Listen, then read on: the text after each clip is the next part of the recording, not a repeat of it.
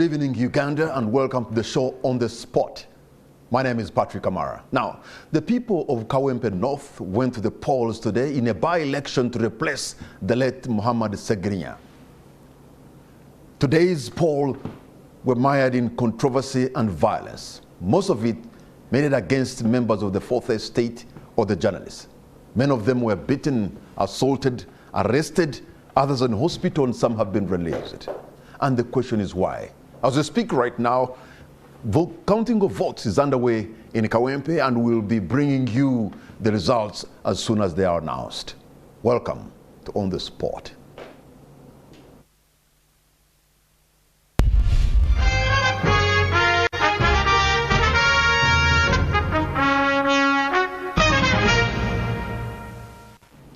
Let me introduce my panel this evening. Two gentlemen joining me on this show.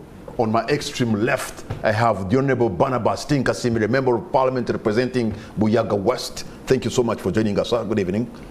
Thank you, Kamara, and to our viewers, particularly those from my constituency, Buyaga West. Good evening. On my immediate left, I have the Honorable Frederick Mukasambide, Vice President of the Democratic Party. Thank you so much for joining us. Good evening, sir. Good evening, Patrick. Equally, viewers. Thank you. I will constantly thank God for making us having the ability to exchange views.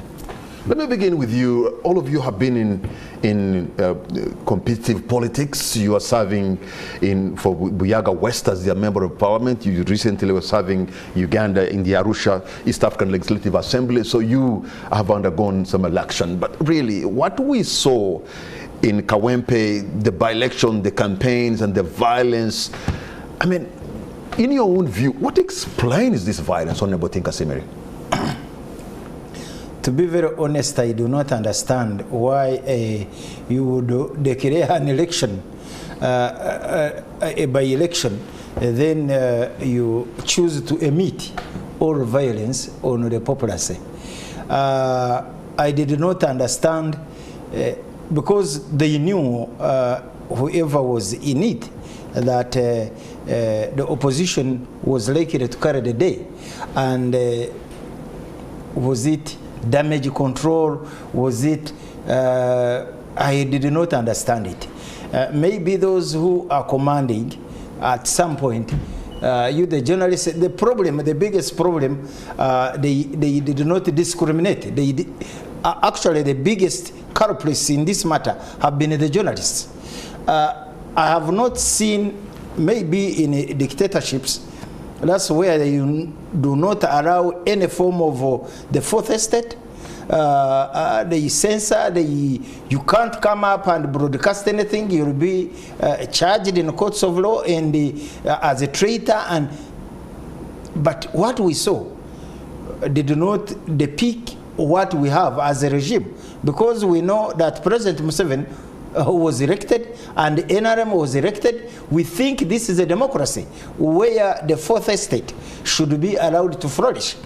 And even when you read the scripts around the politics, the type of politics that I saw is beyond what we call the use of military institutions and coercion.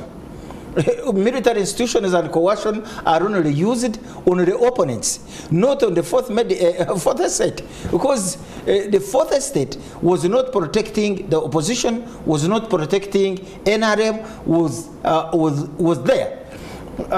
Something that again came to my mind. Are we having it right when we are selecting these people we are that are serving in the forces? Maybe this is where we have problems. I don't think you're going to blame it on the foot soldiers in Kawempe, because even if the foot soldiers did what they did, they have their commanders. And then they must be obeying commanders. However much you're trained, at the end of the day, if you're a soldier, you're going to obey a commander. A command, there must be obeying the command. No, for heaven's sake, Honorable Tinkasimire. This is where I was coming. Because if you recruit an officer, and you say you are coming to make sure that you are going to protect the regime. You are not there to protect Ugandans. So if they tell you that the regime in Kawempe North is under threat, you go there with full force. I saw the DPC of Wandegeya. With due respect, he should have resigned yesterday. What is he doing in forces? You can't act like that, as if you are a lunatic.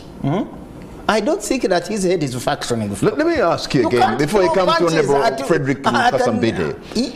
Let me ask you this, because, you know, if NRM was a kingdom, you'd be a prince. Because you belong to the NRM, I suppose. When you meet in your caucus with your chairman, with your colleagues, and some of the things that stand out and look so ugly, do you talk about them?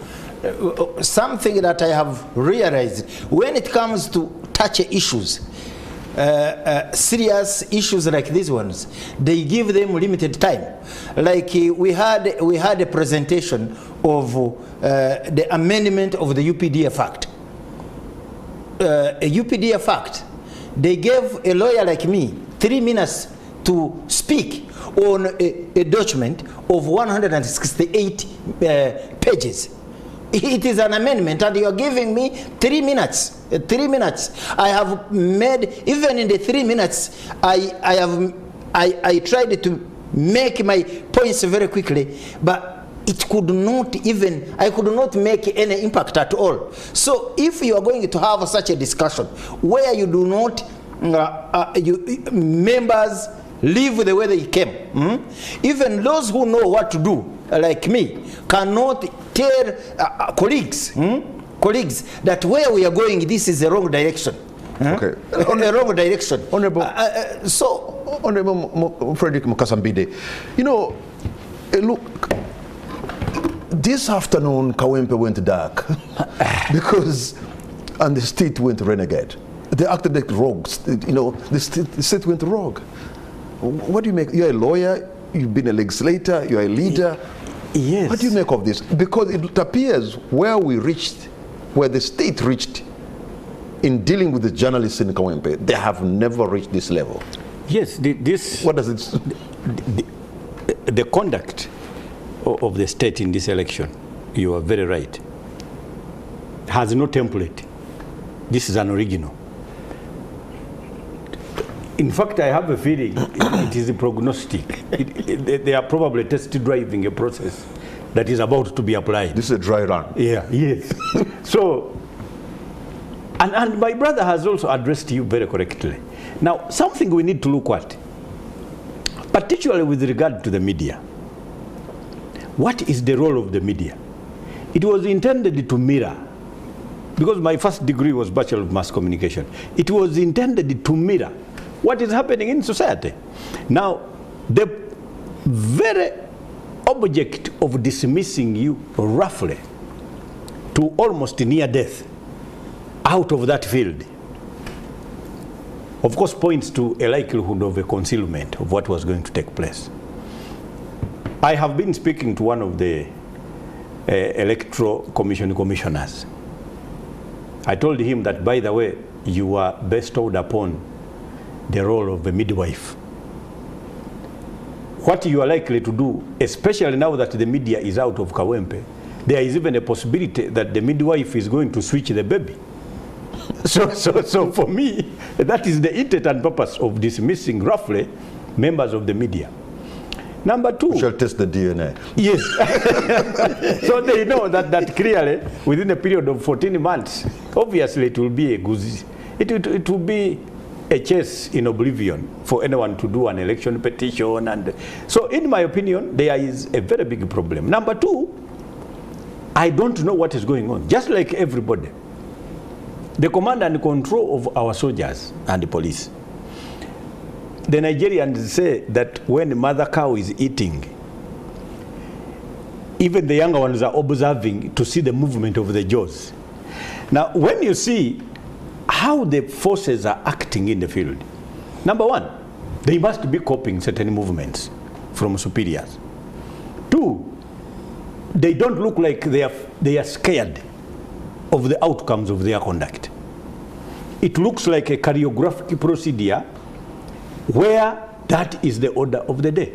I have been following the speeches of President Museveni. And one of those speeches, and practically which resonates well in one of the books that he wrote, Sowing the Mustard Seed, there was even a trial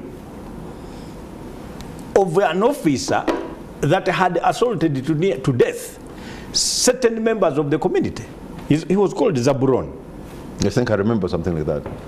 There was a makeshift trial, and he gave this story even recently again, while justifying that there must be trials conducted against civilians, or, of course, in protection of the court martial, as it originally were. Now, if they sentenced people while in the bush, before state formation, to death, how come that those that are now making havoc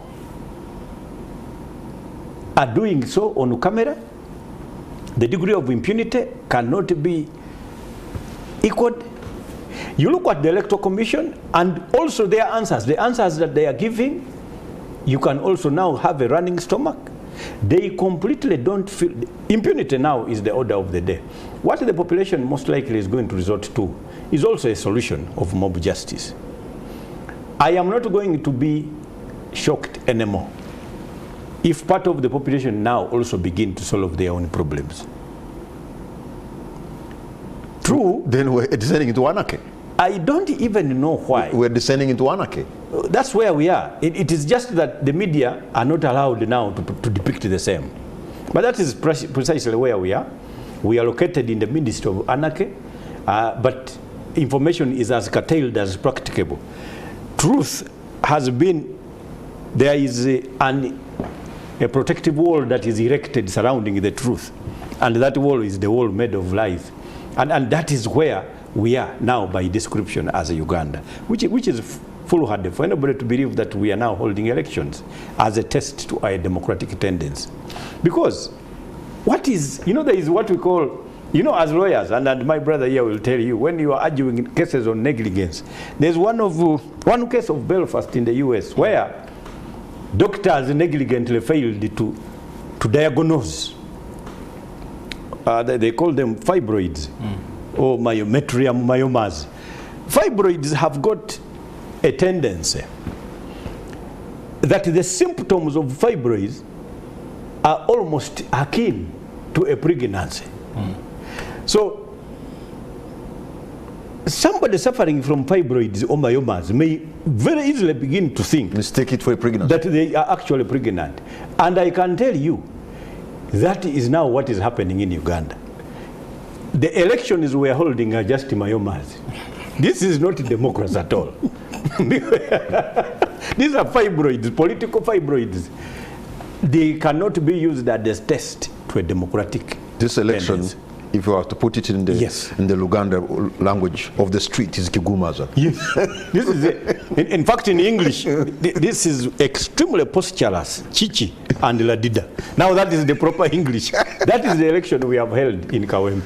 So, okay, but I just, and that you picked an example of a senior police officer. I actually, one of my colleagues, who's a producer of a radio show and also an NMG journalist called Stephen Mbide, was assaulted in front of Wandegea police station. About 6 police officers rounded him up, roughed him up, assaulted. This is a man who's not even resisting arrest. And you're wondering, if you're a police officer, and this journalist, maybe you have a problem with him, call him. He would act, he's a gentleman. Call him and take him there and open a case against him. If he loses the case, let him be taken to court. I mean, this is a police officer who is a commander at his level. And instead of commanding his juniors, arrest so and so, he's ahead committing offenses. Because what he was doing in front of a camera, somebody is just moving. And what you do, you jump and just punch him. Falling down, you follow him, going to stay. I mean, I do not understand why we have such reckless and ruges in forces. Either they have been told we are under threat, we are under extinction. I don't, and it is a wrong message. It's a wrong message. And if it is a wrong message, then such people should leave as early as possible. So because these are the ones going to cause trouble. For instance, if President Museveni one day would leave power, certainly he will. Certainly he will. He will, either by God's creation or largely by God's creation. He may leave. What will happen to these characters? Immediately, this is how you see genocide coming in after a regime change. This is what happened in Libya, where a regime that was seemingly pro-people, working for the people would forget about your PDM. PDM is nothing when you are torturing people like this. It's PDM immediately will be thrown away. And now they will start focusing who were the majority in these forces. They begin with those people with the long noses. Then they again, who were these people helping them? They look for you. They look, because these pictures, they never lose them. I think the language of long noses is not right. Kamara one day, because all of you are very big. No, he will face it. They should create a proper list. The only problem. Let's not descend. Let's not descend on that. And like my brother is saying here, by the way, there is the situation that we have arrived at is where sense is now beginning to make no sense at all. We are now looking at a government failing to do even the wrong thing correctly. Because it is definitely worrying. These days you find that government doesn't know how to do even wrong things properly. When they attempt to tap your phone, they switch you off. So there is no way they can even do it properly. Now attempting to rig an election just at the proximity of Kampala city, there is no way you can command your own forces. The governments that know how to do wrong things establish secret police. A black operation. Yes, the Gestapos and the Tonton Machutes. So that what is happening is not within full view of both the population locally and even the international world. What is happening now? They are flagging off impunity, and that the population now have lost trust in our own security agencies. When you go to countries like, for example, Norway and some neighboring countries, if there is an old woman about to cross a road and it rains heavily, the first people that old woman will call will be police. And that shows the degree of trust that she has got in terms of police. Today now, if at the sight of a policeman, if you are carrying your banner, you will take off. Because I mean, that is going to be the kind of repulsive nature that is going to exist between the population and the ideally would have been security agencies to secure. But you know, what Honorable Barnabas Tinkasimera also said actually sort of scares and it seems to be the reality that we may have this kind of facade of peace and stability, and we're a country, all the arms of the state seems to be working, but it is very fragile. Underneath, it could crumble like a castle of cards. Because you see in one day. Where is the peace?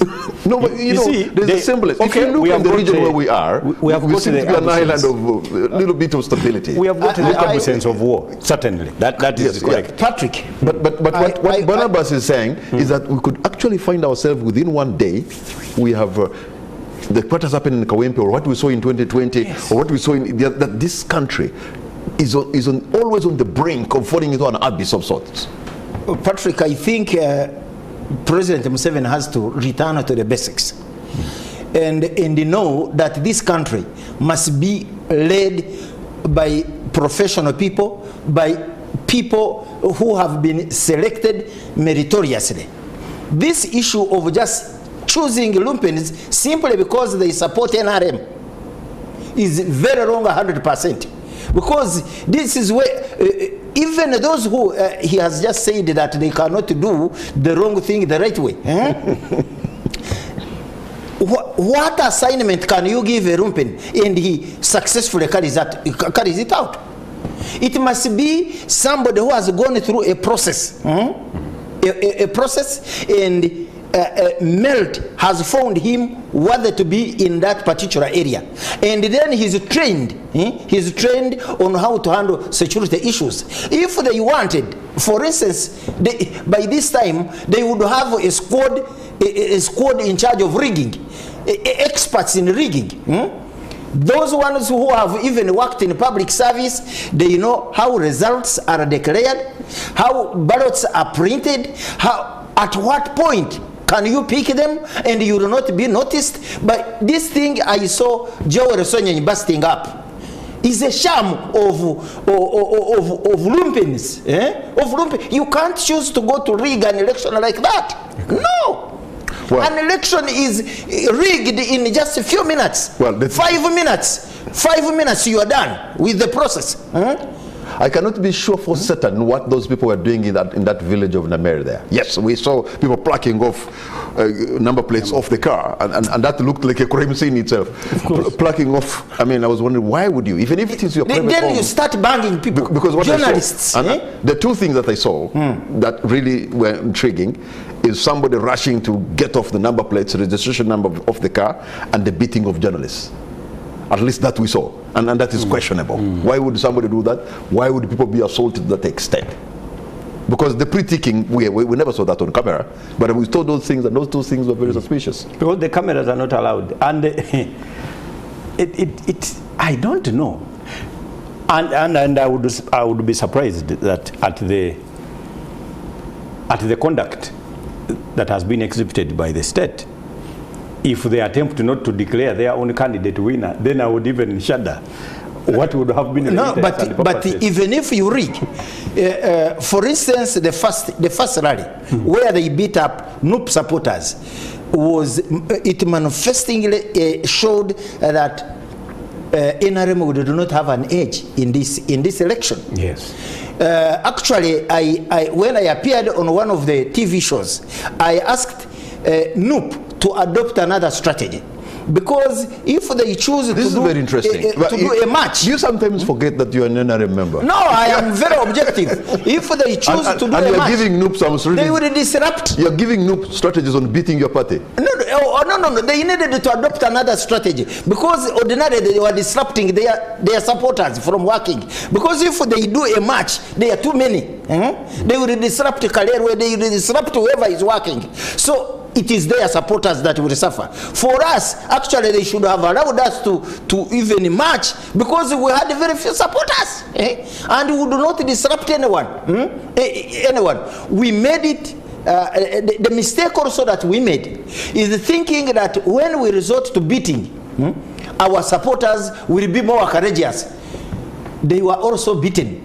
Like today, as we speak, there is an RDC, a lady, who is nursing wounds from the beatings of security men.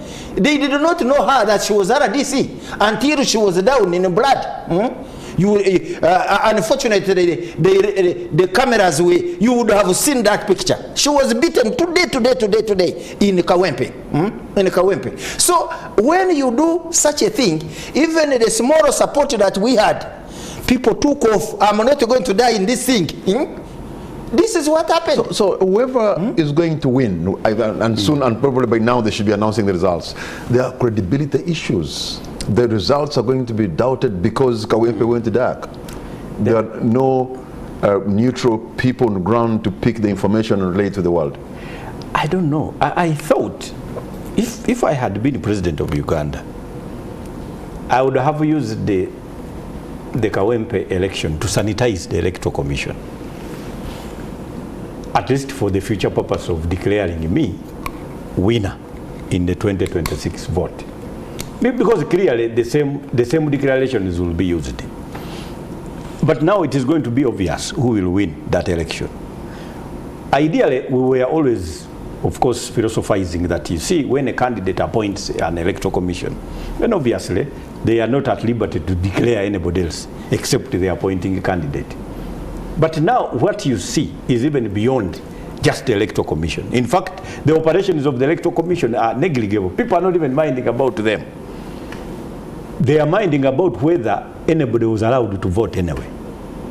So the true votes are going to be less than the votes that will be procured in a manner that is untrue. I am sure they had more ballots than they could be able to enter the ballot box. And that clearly is what determined that they must deal with the absence of the media as quickly as practicable.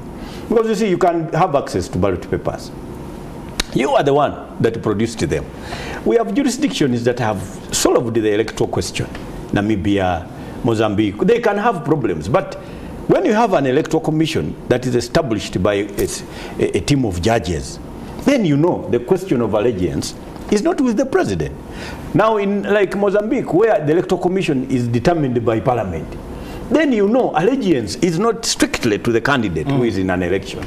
In Kenya, when you have an electoral commission determined by a coalition, including a coalition of parties, the Society of Kenya, there is a semblance of no allegiance to one candidate. And an election of that nature, which gets rigged, by the way, it doesn't even make sense that you will claim it has been rigged. In fact, the rigging in Kenya took place to a level of almost only 200,000 votes, because they were almost neck to neck, and the winner had to win by 200,000, which is the +1. Here in Uganda, it is not even, it is unclear whether the real vote is what gets declared when it comes to presidential elections. It is unclear. A lot of people are claiming that no, what is really transformed into a declaration form practically cannot be what takes place at the polling station. It is only the MPs that suffer democracy. By the way, the members of parliament, if there is any scientific measures, it is at the dexterity of the candidate himself. It is not really the state. But when it comes to a presidential election, it appears their democracy is not allowed. And now it is extending to parliament. So the choice available to the population is going to be extremely minimized in terms of... Honorable Barnabas Tinkasimiri, now, you know, of course, people are emotionally charged in Kawempe and other parts. And when people are emotionally charged and we're entering a very competitive period of elective politics, people are going, including yourself, to seek for the mandate to lead again. What would that mean, you know, if the voice of the people is stifled? In fact, I think there's some word you, the Catholics, perhaps know it better, that the voice of the people is the voice of God. Vox populi, vox Dei is vox populi. Vox populi is vox Dei. How do you stop the voice of the people and then you think you can have peace? In a democracy, when you do such is suicide. Because for instance, we are if it was done when we were just starting elections in Uganda, that one would be okay. But during that time, President Museveni was very, very popular. He did not need to rig.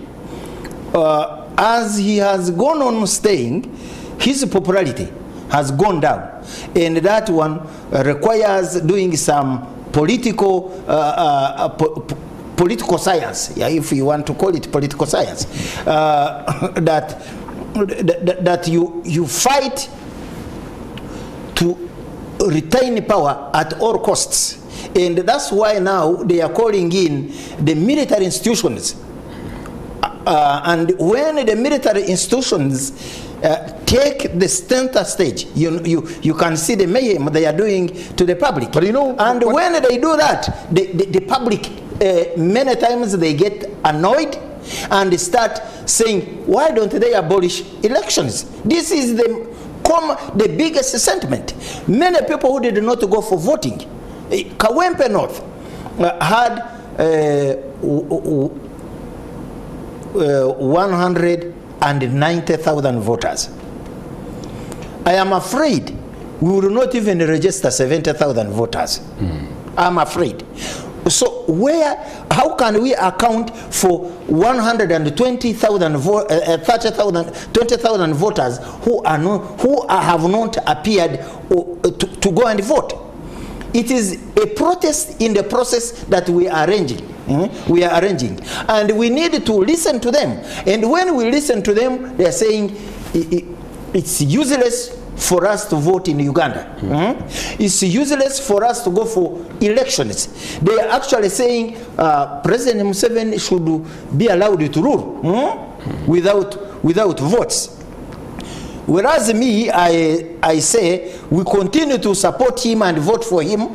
Others are saying it is no longer even necessary for you to vote for him. Let him rule by whims, and maybe we go for other elections where the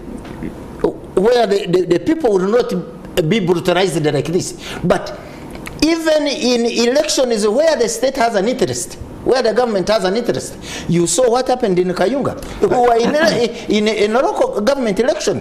This my senior has said we have moved to members of parliament. When we move to members of parliament, where we have been like enjoying some resemblance of a democracy, and now this is also being taken off, you are going to see trouble. I mentioned this somewhere on a certain TV. I said now we have a problem where we have the son of the president who was interested in unseating his father. Somehow he chickened out and said, okay, daddy continue. But now he's not leaving the stage. He's not leaving the stage. He's organizing to have candidates who are in already in constituencies. He's the CDF. He's the CDF, and the people down there, they know that the Pilao candidates are going to be protected by the army.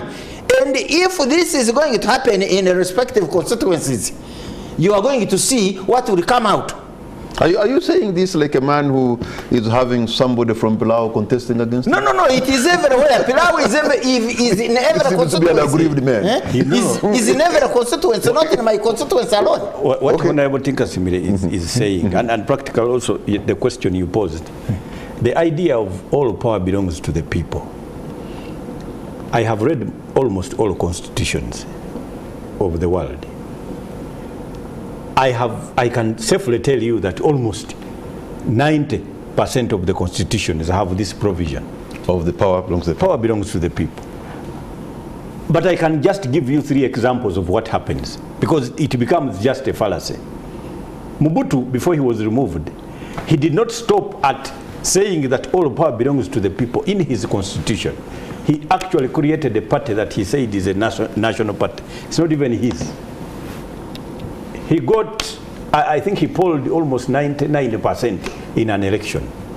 And the war preceding that election, once he was deposed, we saw everybody on the streets jubilating.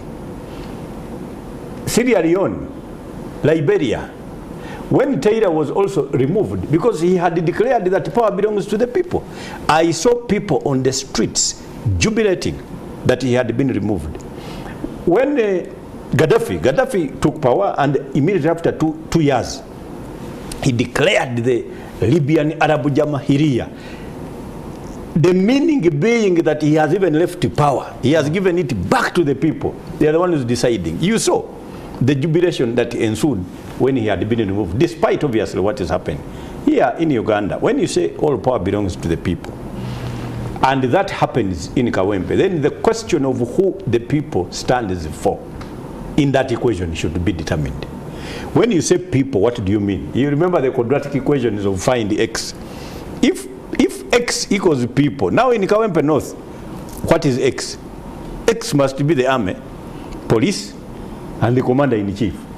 Now, if that is what it means, that power belongs to him, people will look for their own power. Because that is how he went to the bush. Otherwise, which election did he lose? You're actually talking about people power. That is the thing. You realize you've been talking about people. They are rallying all of us behind the downtrodden. And that is going to be a necessary conformity. That is the thing. So I think that's where I want to take it from. Rallying many people in one side. So this is creating sort of a division, them and us. So, so at the end of the day, are we not likely to see majority of the people stepping back and said, look at them. Look at them. That situation can only happen for a short time, where people sit back, because it reaches a stage when this thing of saying I don't care stops. We saw what happened in Kenya during this youthful demonstration. Gen Zs. It was not only the younger people that marched, even old people started marching. I'm marching for my granddaughter who is in prison. Yes. I'm marching for my son who has no job. There was a judge who was looking for the daughter also. Yes, this is what is happening now currently in Uganda, that universities are churning out graduates, and jobs are advertised when they were taken long ago, and they just form a show that they are applying, and that accumulation of anger now goes on even in a situation where they cannot determine their own choice democratically, where they have a ballot. I have a ballot, I have ticked what is this Nupu person? Nalukola. Nalukola, and you do not even allow me to put it in the box. Or I am determined to choose Nalukola, and you, as we go for the rally of Nalukola, you beat me, I am in the hospital. I will recover. God forbid Nalukola may lose or may win. But that accumulated anger from the public. The day it wakes up. Normally me, I grew up from rural places. They have this local blue which they normally have called kwete. Kwete, to carry it on your head, you must be an expert carrier on your head. You don't just carry, if you carry it without checking the pressure, because where you have gotten it, will explode. Even the jerrycan will explode. In the short time you will have no kwete in the jerrycan. This is what is likely to happen in this country. This bottled up anger. And let me tell you, these people who are armed, they think people fear them. You saw even when they emitted mayhem to the people of Kawempe North, people today removed the uniforms. They said, okay, now we want to confuse them, but we must go and select Nalukola. Nalukola, as we speak, every polling station, except there is one polling station where I suspect that we should have also done our science there. We got 450, and in Nalukola got 100 and something. When you read through the polling stations, it's a rare polling station. Well, as far as NTV and national media is concerned, we I think are it is waiting hard for at the this results. time to determine it, because the head of the team decided to pull our journalists out of the field because it was becoming I think very. It was doing so what we can't call tell for sure. Damage control, damage control, because it is not all the life. One life lost is very critical. If a nation or government does not value a life lost in such a circumstance, then you are not what the government talk about. You are not what talk about. Honorable Mukasabide, this element of deploying battle wagons and the latest weapon you can have, and people armed to the teeth, to a division of a city where people are not rioting, where there is no chaos, but it's as if Al-Shabaab had attacked Kawempe North. I mean, I was counting battle wagon upon battle wagon that we call members. These should be somewhere at the front line in Bukavu. Yes, you know, there are more questions than answers in that constituency, particularly what is happening. First of all, the seat had belonged to NUP in any case. Yes. And government was not at the verge of collapsing simply because that seat didn't belong to it. When you calculate the amount of time left for any member of parliament elected in that area, it doesn't even go beyond 15 months before parliament is... I don't know why government acts the way it is doing. That is why for me I was thinking probably it is test driving the kind of preparations they are going to have in the next election. It is making me shudder why would government organize an election when it has developed, you know, the doctors call it the neurosis or hypochondria, developing almost an outright depression simply because there is going to be an election. So if an election of a member of parliament is treated by government in that manner, what are we going to expect? Gentlemen, hold on to in your the point, next election? because we're going to take a break, but I should also tell the viewers that on this very show we had invited the Honorable Dr. Christopher Yomunsi, the Minister of ICT and Information. He had confirmed to be on this show, but he's not here. So some of the questions we're putting, and the question is saying question no answers, probably have gone direct to the Honorable Dr. Christopher Yomunsi, but unfortunately he hasn't shown up. We're going to take a break, and on the spot we'll be right back.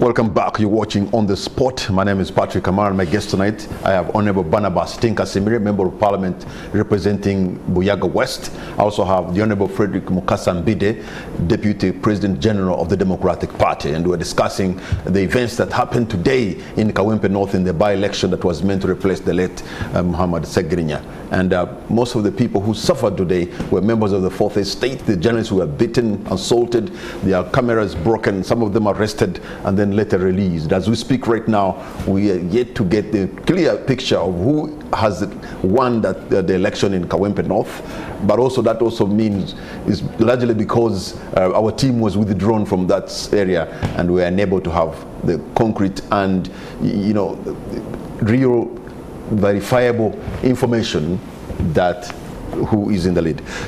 You know, you kept on saying that this could be a point at where we're headed, or some kind of a dry run. We have an election. Is somebody here trying to send a message that, look? Come on. Yes? No, yet they are still counting. Okay. Is somebody trying to send a message that, look, watch out, we are coming for you? Yes. It is... now, this is the situation in government. It is either an effect or the cause. There is now a lot of resignation. It looks like now whoever does his job properly loses it. And those that don't actually maintain their jobs. I am telling you, it is a funny situation that is ongoing. It looks like there is initiative, there is some soft mechanism with which the state is collapsing. When you look at the political class now, you can invite them here, they can't come because they are now tired of the hardware issues. They want now software. They will not come. They have become, you know, the Kenyans, they have developed a new term relating to the stomach in Swahili, referred to as tumbo. So they are saying, no, this political class are now tumbocrats. So when you invite them for hardware issues, they will not turn up because they are busy. They are saying, why would we soil our own names trying to salvage situations when other colleagues that are not unbothered are actually moving with the surveyors, creating their own farms and dairy farms and all of this, and it is happening. And I am very close to the state. I know, really. Somehow, because we have gone through stages of education, it now materially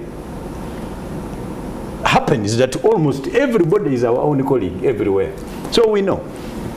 Now that is one thing. Now the technocrats have also now resigned their duties. Indirectly, they have become tenderpreneurs. They are also doing everything possible to just earn a living. Nobody is bothered. In the meantime, the president, who obviously is not as younger as he came, has been now given the task of micromanaging everything. Now, when somebody is not as young as he was, but he is supposed to micromanage, then he is now also led, or actually misled, into wherever he goes. So that when he emerges with a program of for example, overseeing PDM. Then one asks one who's self, how did he arrive at the sampling procedure? Because what was the procedure for sampling?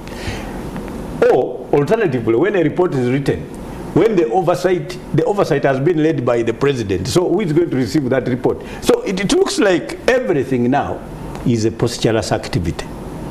We are beginning to have things that don't make sense. And this is what I told you, that we are reaching a situation where sense now no longer makes sense at all. And that everybody is just living the day as it passes. There is a problem. And the earlier we recognize this, the better. You will see tomorrow, the policemen that are protagonists and activists, and the soldiers that are protagonists and activists, a few weeks from now, will lose their land, get into prison, and will begin telling us that I really worked, but this is how they have paid me. So that is the situation that is now unfolding.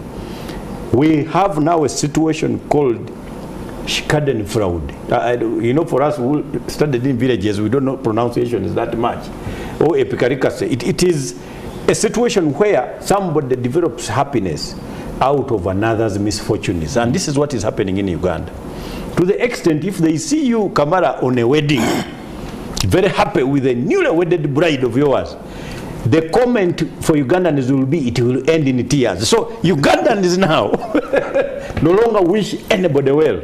And it is a condition created. This is a recipe for genocide. This is how countries collapse. The countries like Somalia collapsed when all clan leaders led their clans in such a way that they are antagonistic. So that when now one leader left the helm that was galvanizing all the leadership of all these clans, now every clan started assuming positions of leadership, and hence the fighting. The young people, Shabab means the youth. Yeah. So here, before you condemn anybody throwing bombs here and there, first ask yourself, why are these youth doing what they are doing? So in Uganda, we are looking at a situation.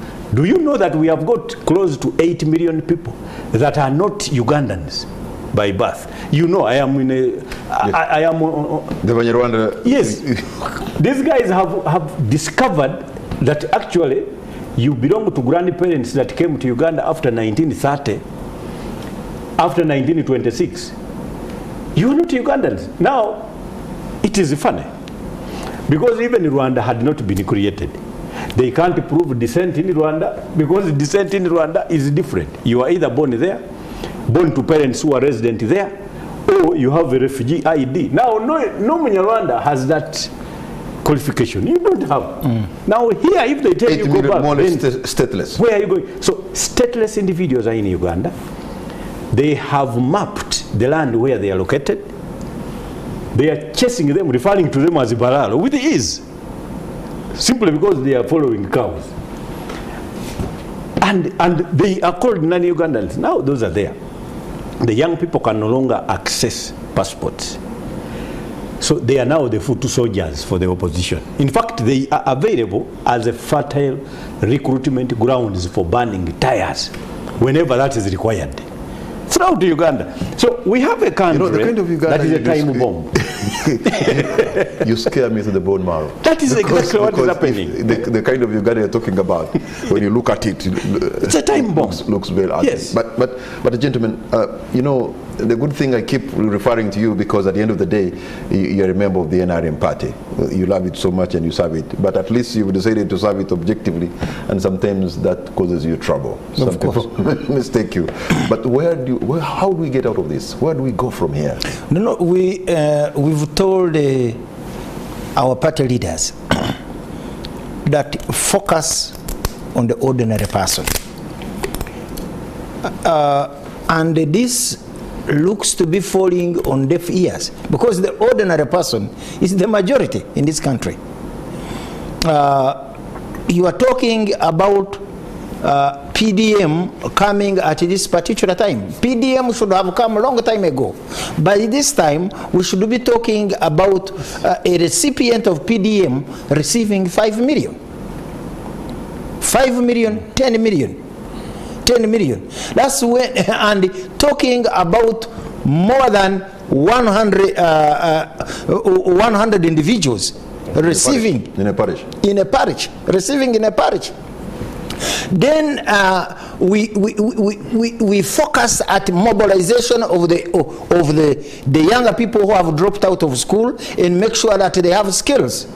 We focus at our education system and make sure that it creates skilled individuals.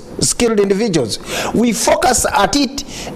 Then when it comes to also public service jobs, we offer them on merit, not selecting them that this one is a supporter of NRM, this one is not a supporter of NRM, and at the end of the day, you start having this type of individuals serving a regime who cannot reason, who cannot think properly, and they resort to survival. What was talking about? What was talking about? Go to evict people mercilessly. You even hire people is RDCs. They can't protect the ordinary person, and he described it that they are in a state where everyone wants to survive. Wants to survive. And when you reach that stage, when you are serving a government and you move away from the ordinary, remember they are the majority. Then we are losing slowly direction. That's why we find it very difficult. Every election we have to go and campaign massively for our president to win. You know, there's one thing, and even read. Honorable Tinkasemene, there's one thing we have seen. We as journalists, we as moderators for discussion like this, it is increasingly difficult nowadays to have somebody from the executive to come on a show like this. No, of course they on this platform. What are they coming to? And by the way, it makes my work very difficult for me to host Frederick Mbide and the Honorable Barnabas Tinkasemene. Yet I need to host members of the government to be able to explain the problem that I've had. Please, they have nothing to explain. He told you that they are now cutting deals. Yeah. They are cutting deals. Why should he sorry himself when it is we are in third quarter, we are entering fourth quarter. We are about to enter fourth quarter, we are ending third quarter.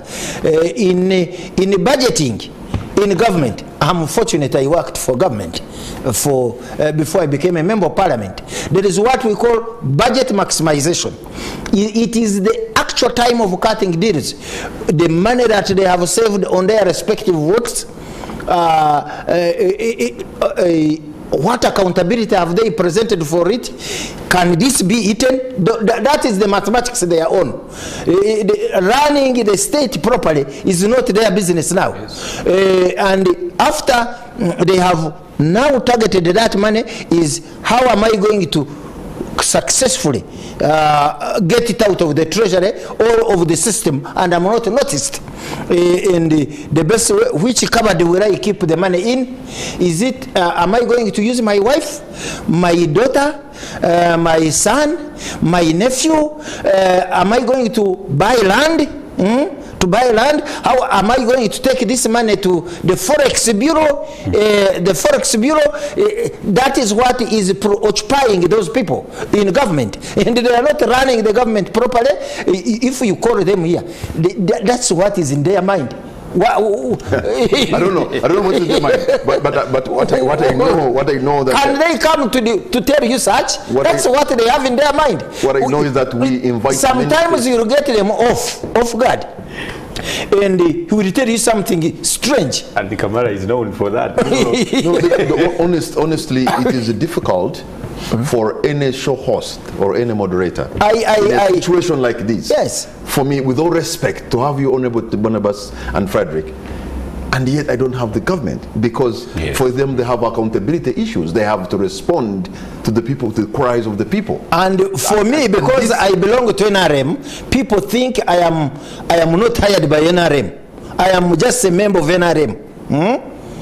I'm just a member of NRM who is a participant, and I'm a member of parliament who must seek accountability from those leading my party to present to my voters. And they are not there. So Article 117 of collective responsibility only binds the ministers, not members of parliament, not me. not me. And in any case... Why is it that MPs like you are a rare breed in this town? No, it has to do with the training. For me, I know, I was fortunate, I did political science as my first degree at Bakere University. I know that a political party fights to win, to capture political power and keep there. When you are hiring members to become members, they become participants. And when they become participants, they enjoy all rights in the party. And when we come now at the stage of where I am a member of parliament, I have, we call them interests. Interests. Do I carry the interests of my voter? Do I carry the interests of my party? Do I carry the interests of the nation? Do I carry the interests of my leader? Of my leader. So you have a choice as a person representing your people. Representing your people. Remember, when I am being voted as a member of parliament, even if I am NRM, it is not just the people of NRM that vote me. Everyone votes for me. So if I am speaking, I have to speak for everyone. For everyone. Even within the NRM, they expect me to demand accountability from my leaders. And this is not what we promised our people, that you go and beat the people of Kawempe North. No! We said we are going to establish a government of peace. We are actually, one of the ideals of NRM is democracy. Is this the democracy we are talking about in NRM? No, it is not. The democracy we talked about in NRM as an ideal of the party is not what is in Kawempe North. How can democracy thrive if people like you and your party decide actually to join the bandwagon that is doing this kind of stuff? You know, you're raising a very important question. I was looking at the signing of a memorandum of understanding between Ruto and Raila.